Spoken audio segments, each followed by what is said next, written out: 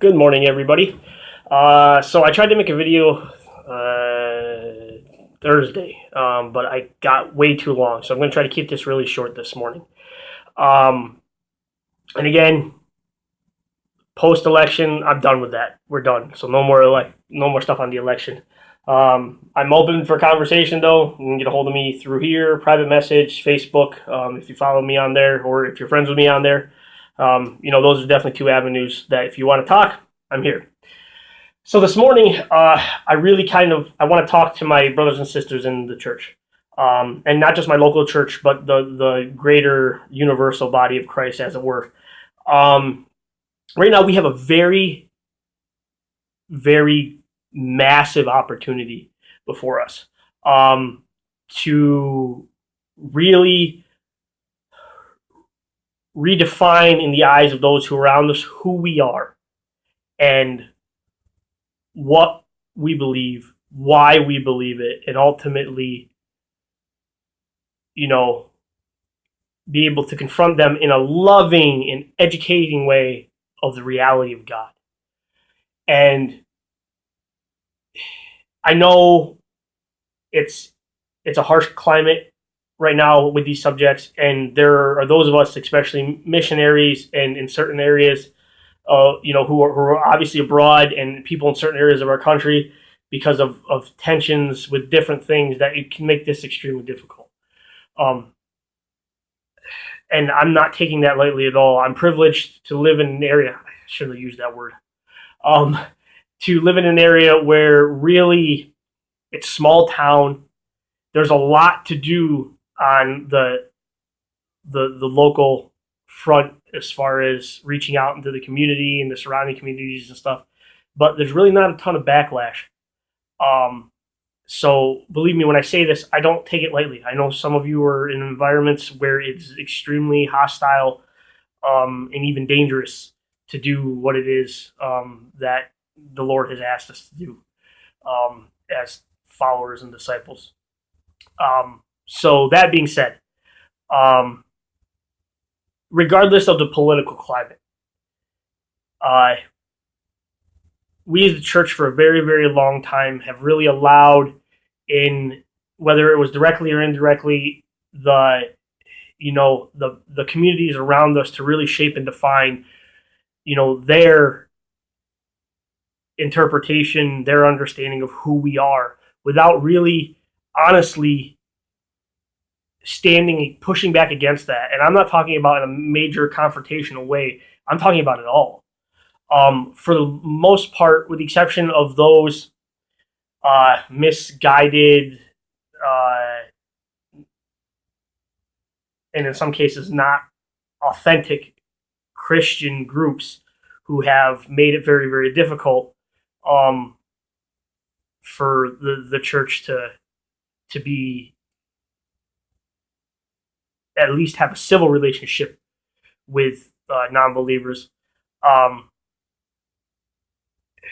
We've really allowed outside forces to shape people's opinion of who we are, and in a lot of ways shape how we operate. And right now, I think it's imperative that we as individuals in our walk, and as church communities, and together as a larger body of Christ, we grab a hold of the reins on that, and we pull back, reset course. Other people don't define who I am. They don't define who you are. God has defined us in His graceful creation of each and every one of us, and ultimately the sacrifice that He made when He bought each of us who have found our way to Him and who He has led to Him. We're not defined by anything else. The definition of who we are, according to other people, is altered by the things that we do and other things, but that's on us. When we don't act appropriately, or we act or say things that are in contradiction to what it is that we say we stand for and believe, that hurts. That hurts us. And it doesn't make it easy to rebound from that. And we do make mistakes, both as individual and the church. But we do have the opportunity to learn from those mistakes and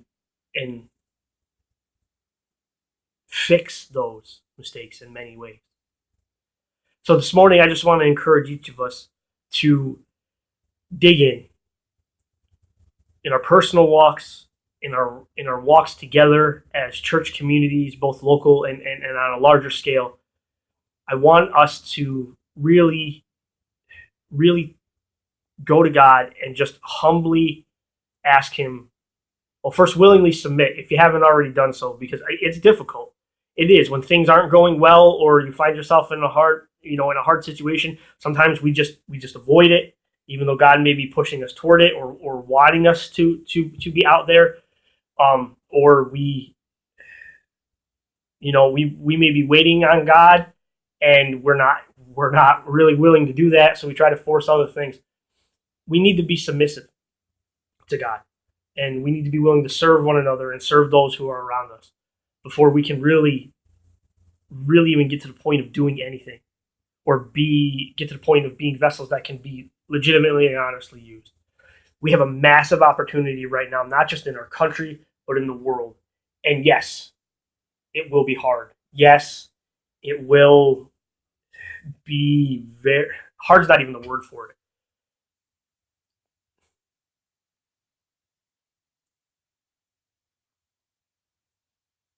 It's going to be something that we ourselves cannot do. We need to be willing to let God do whatever it is that He wishes to do in our lives and through our lives in order for us to be a part of His work. His work will be done in spite of us, whether or not we're willing to do it. But I, for one, and I say this in the most humble way, am so very grateful that the Lord has been willing to use me in the ways that He is, because if I had not been able to experience being a part of that and be able to experience the opportunity to be able to serve in the way that He chooses to allow me to serve, I would not be the same person that I am today. I wouldn't be the same Christian that I am today.